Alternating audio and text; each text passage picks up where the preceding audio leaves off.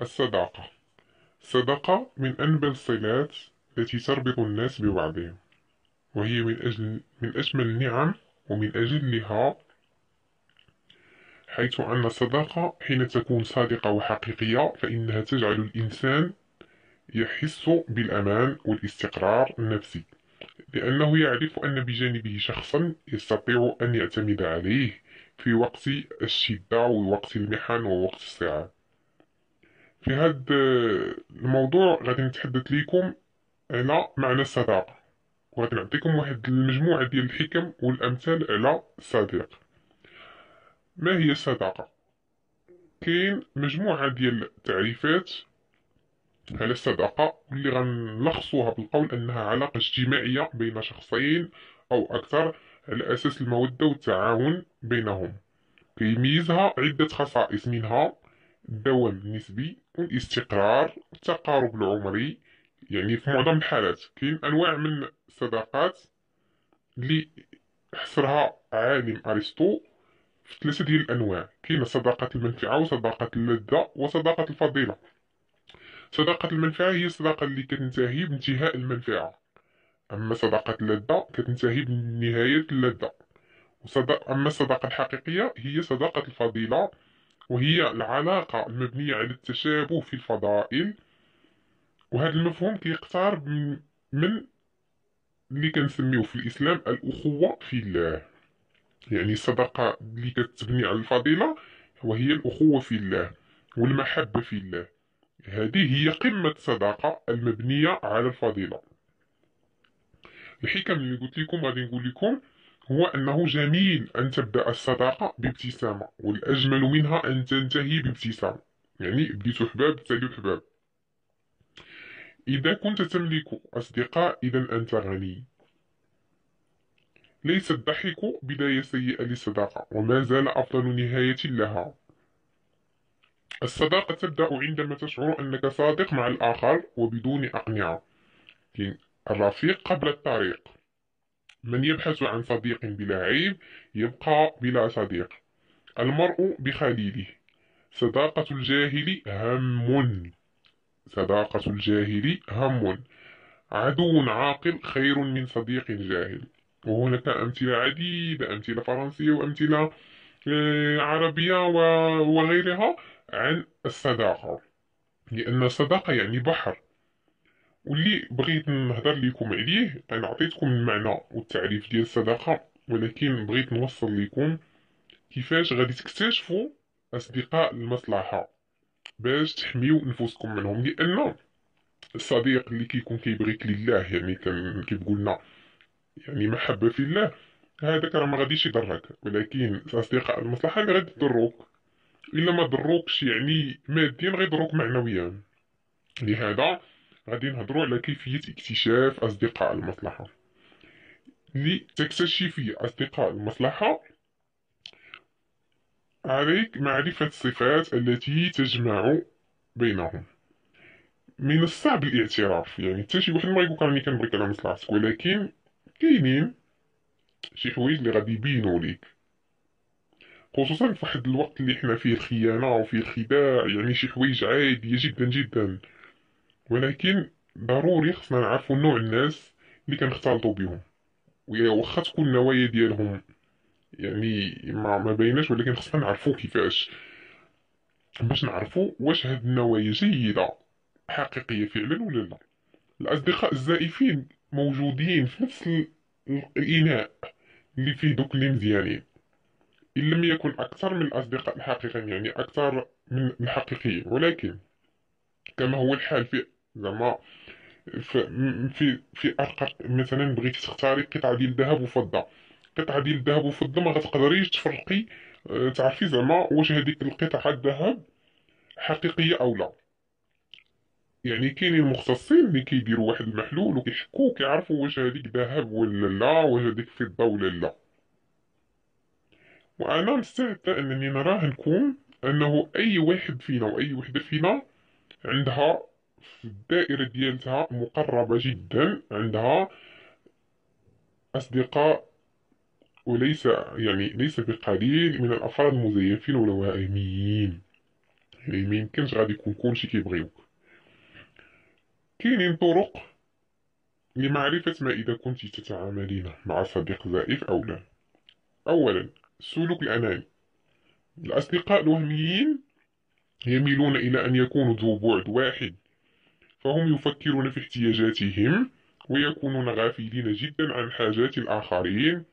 يتصلون بك فقط إذا كانوا يريدون أو يحتاجون شيئا، ولا يعتذرون أبدا عن هذا.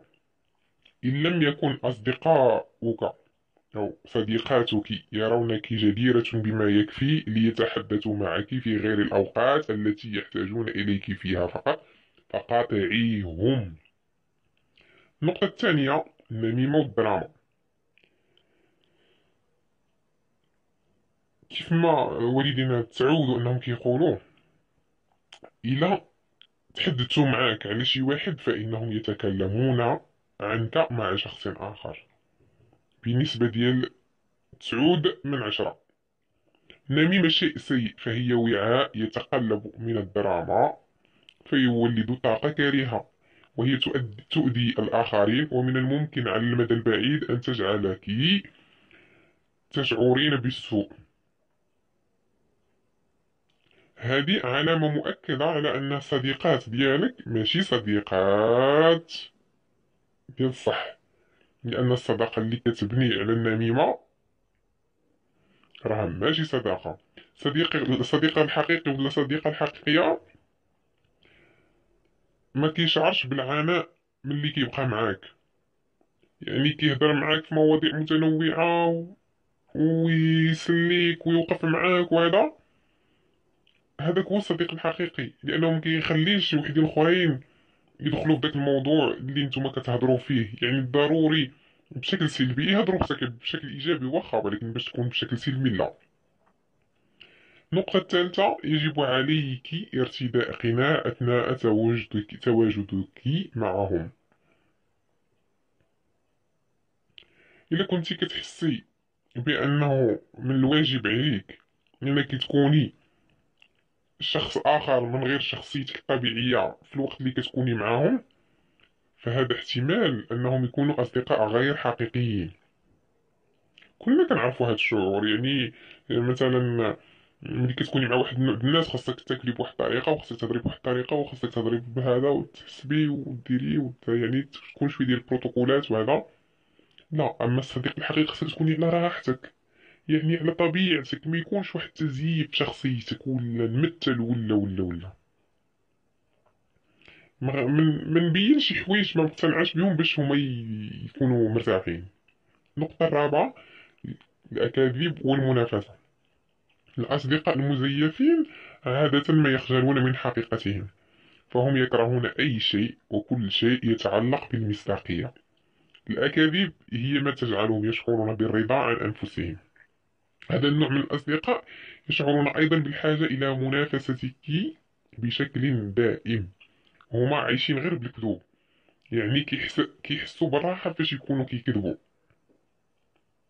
وديما كيبغيو يديروا بحالك، يعني خصهم ينافسوك واخا يكذبوا. نعطيكم واحد المثال.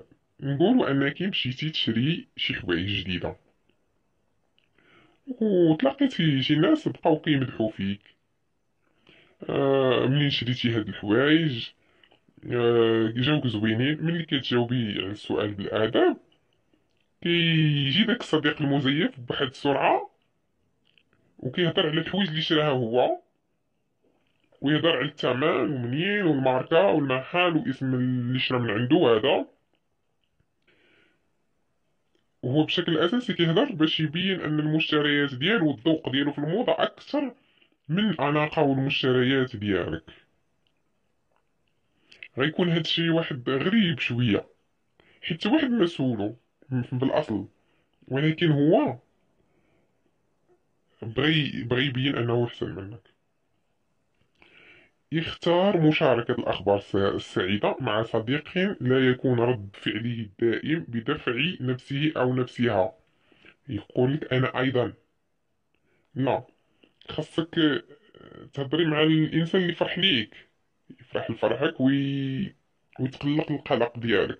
ماشي فاش تقولي شريت ساك حتى انا خديته بمية درهم. حتى انا خديته بمية درهم، 200 درهم. يعني ما تكونش ديك المنافسة السيئة السلبية، لأنه ما خاص حتى شي واحد ي... يبدا يبغي ياخد بلاصتك من عند واحد آخر. هذا هو الصديق المزيف، لأنه كيبغي ديما يبان أفضل منك. النقطة الخامسة: لا يسعد عندما تحققي شيئا عظيما. عندما يتعمد صديقك قول شيء سلبي أو مهم في كل مرة، يكون لديك أخبار سعيدة لتقوليها، أو حققت شيئا عظيما، فهذا ليس صديقا حقيقيا. فين ما تقولي شي حاجة زوينة كيبغي يهرسك، كيف كنقولو حنا بالدارجة. الأصدقاء الحقيقيين كيكونوا ديما كيدعموك وكيشاركوك بكلمات تشجيع: برافو عليك، تبارك الله عليك، غزالة، هادشي مزيان، راه ما كنتش متوقعك ديري هكا، يعني صدقتي احسن مني، هذا راه عندك الموهبة. يعني بينوا فيك شي حوايج اللي انت ما باينينش فيك، يشجعوك يزيدوك القدام، وغادي تشوفي واش هما صادقين. وكيفاش غتعرفي واش، حيت 85% من التواصل ما كيكونش بالكلام، خاصو يكون بالفعل. الأصدقاء هم أكثر من مجرد صحبة جيدة، هم ناس كيأثروا في الحياة ديالنا. يمكن يكون لهم تأثير إيجابي ويمكن يكون لهم تأثير سلبي. هم كيدعمونا وكيبغيونا، واخا ما يكونش زعما شي مبالاة ويلعبوا واحد الدور كبير في الحياة ديالنا. كوني انتي ديك الإنسانة اللي انتي باغاها راسك، يعني ماشي باغينها عباد الله. ثقي في راسك،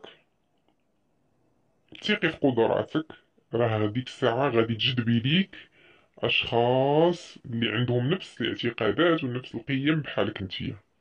الحقيقة راها كتبان كتبان، يعني ما كتخبيها حتى شي حاجة.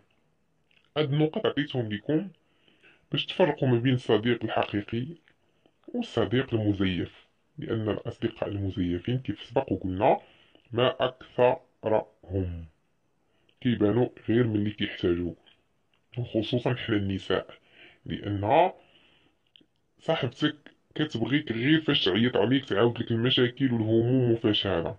ملي تكون ضحكة وناشطة ما كتعقلش عليك، وخاصك النهار اللي نتيا تحتاجك، النهار اللي هي تحتاجك تلقاك، يعني تكوني حاضرة.